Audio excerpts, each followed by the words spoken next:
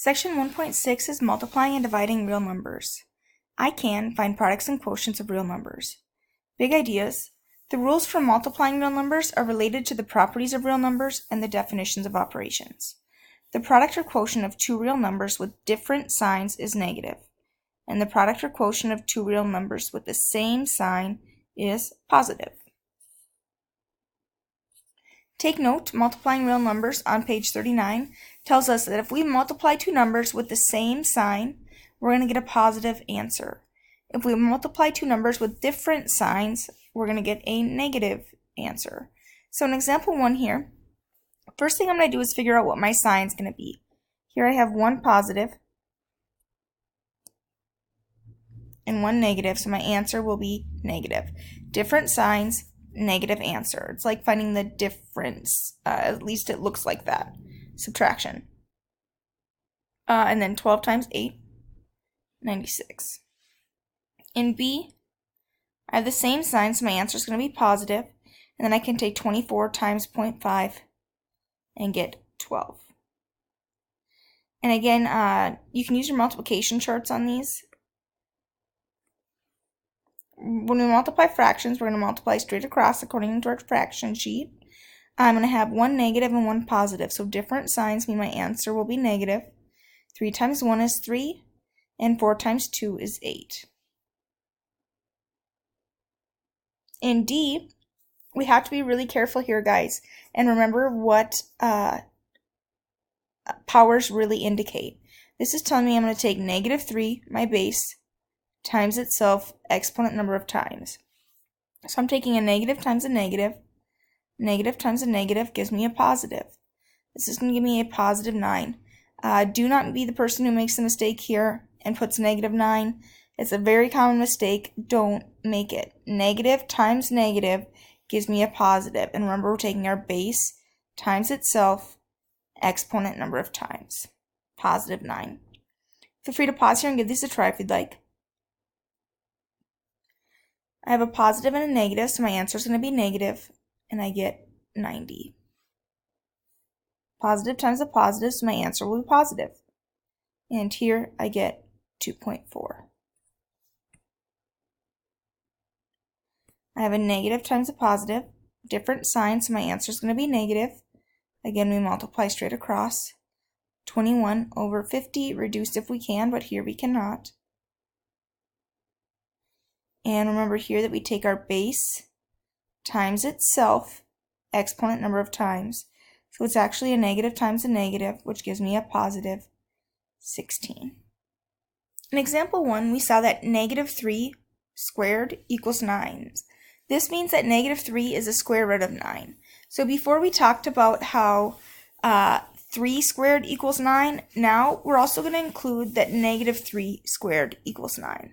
Every positive real number has a positive and a negative square root. We use plus or minus right here in front of the radical to indicate both roots. So we talked a little bit before when we dealt with square roots that if we just have the square root of 9, we know that's the positive root because otherwise there would have had to have been a sign.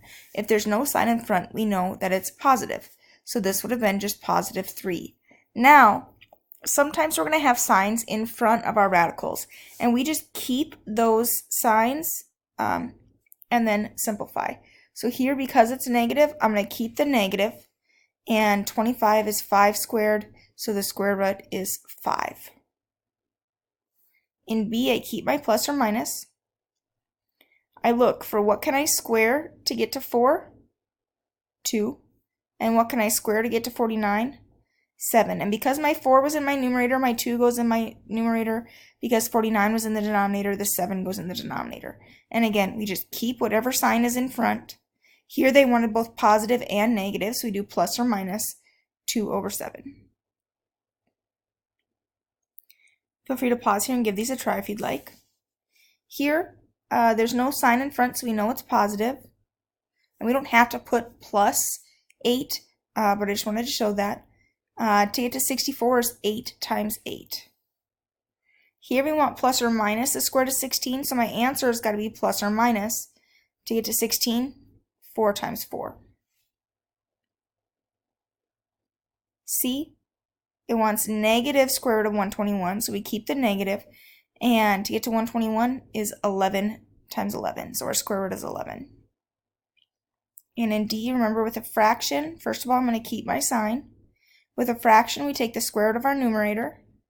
1 times 1 gets me to 1. Square root of our denominator, 6 times 6 gets me to 36. So plus or minus 1/6. Rules for dividing real numbers are related to the rules for multiplying real numbers. If we look at the take note on page 40, it tells us that if we divide two numbers with the same sign, we're going to get a positive answer. If we divide two numbers with opposite signs, different signs, we're going to get a negative. So a skydiver's elevation changes by minus 3,600 feet in 4 minutes after the parachute opens. The minus 3,600 here, guys, tells us that he's going down. What is the average change in the skydiver's elevation each minute? Well, to find average, we take our total divided by our total distance divided by our total time. So 3,600 feet negative divided by 4 minutes. They've already added them all up for us.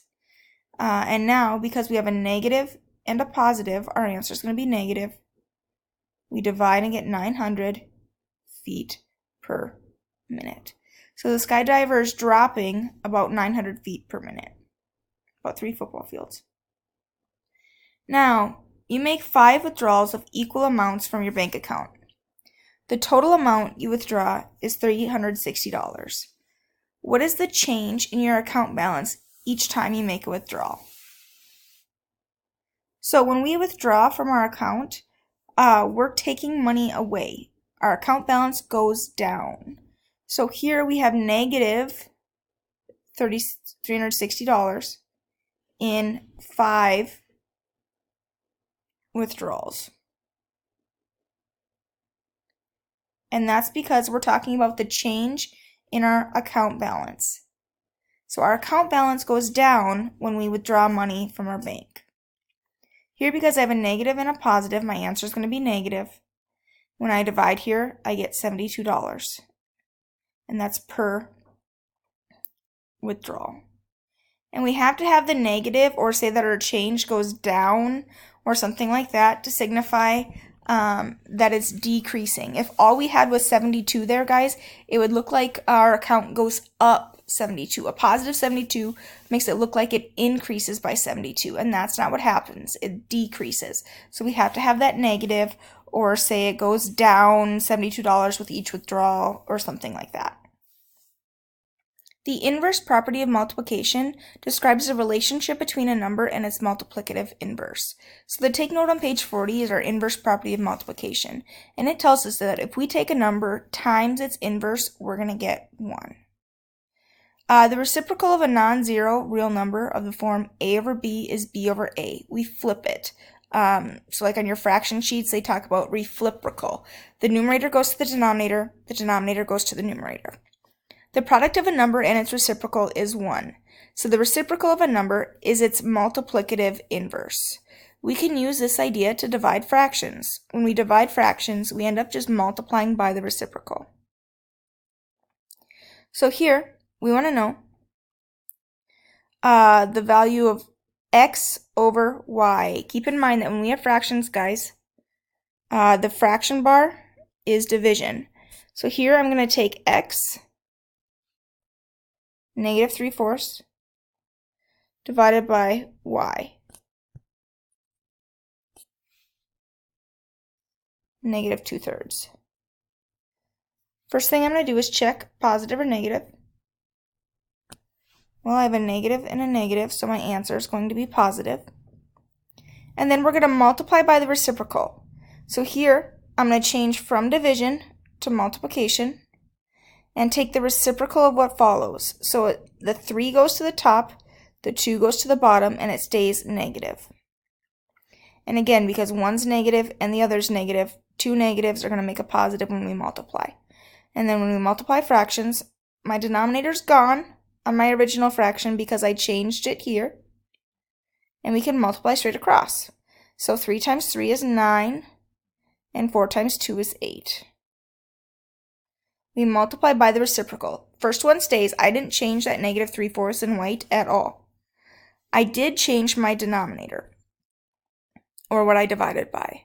So here, again, we're going to keep our first one. When we divide fractions, I change from division to multiplication. Just like when we had subtraction, I changed to adding the opposite. Same idea here. I change from dividing to multiplying and take the reciprocal of what follows. So it's still negative. Our sign doesn't change on it. The 2 goes to the numerator. The 5 goes to the denominator. We just flip our fraction. And now we can multiply. I have one positive, one negative, so my answer will be negative. We multiply straight across. 3 times 2 is 6. 4 times 5 is 20. Always look to see if we can reduce, and here we can. I can take a 2 out of 6 and a 2 out of 20.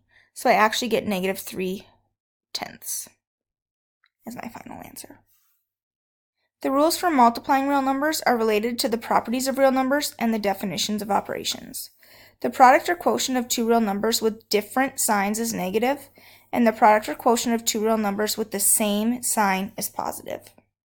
And that's all I have for section 1.6.